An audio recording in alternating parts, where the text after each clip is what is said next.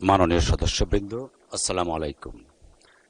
দিনের কার্যসূচি শুরুর প্রাক্কালে আমি আপনাদের সামনে কিছু বক্তব্য উপস্থাপন করতে চাই। বিসমিল্লাহির রহমানির রহিম।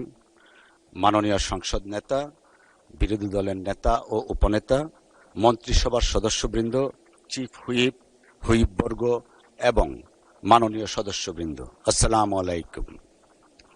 আজ আমার জীবনের রাজনৈতিক ও সংসদীয় অধ্যায়ের এক বিশেষ দিন। এই মহান সংসদের অধিবেশনে সভাপতিত্ব করায় আমি সংক্ষেপে কিছু কথা বলার সুযোগ হাতছাড়া করতে চাই না। আশা করি আপনারা ক্ষমাসুন্দর দৃষ্টিতে দেখবেন। মাননীয় সদস্যবৃন্দ, মহান জাতীয় সংসদের ডেপুটি স্পিকার হিসাবে দায়িত্ব গ্রহণ করতে পেরে আমি অত্যন্ত সম্মানিত বোধ করছি।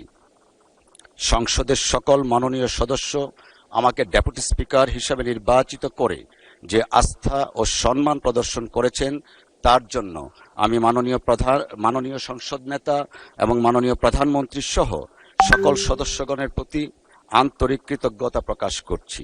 একই সাথে আমি কৃতজ্ঞতা প্রকাশ করছি নেত্রকোনা ১, কলমাকান্দা, দুর্গাপুর এর জনগণের প্রতি, যাদের সমর্থনে আজ আমি সংসদ সদস্য হতে পেরেছি।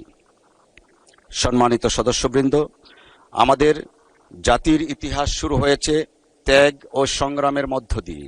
মহান মুক্তিযুদ্ধ আমাদের স্বাধীনতার ভিত্তি। সেই যুদ্ধে লাখো শহীদের আত্মত্যাগ এবং বীর মুক্তিযোদ্ধাদের সাহসিকতার ফলেই আমরা স্বাধীন বাংলাদেশ অর্জন করতে পেরেছি। এই পবিত্র সংসদ থেকে আমি তাদের প্রতি গভীর শ্রদ্ধা নিবেদন করছি।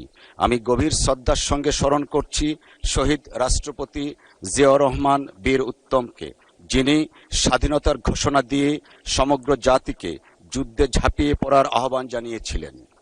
স্বাধীনতা উত্তর বাংলাদেশে তিনি বহুদলীয় গণতন্ত্র প্রতিষ্ঠা করেছিলেন এবং রাষ্ট্র পুনর্গঠনে গুরুত্বপূর্ণ ভূমিকা পালন করেছিলেন।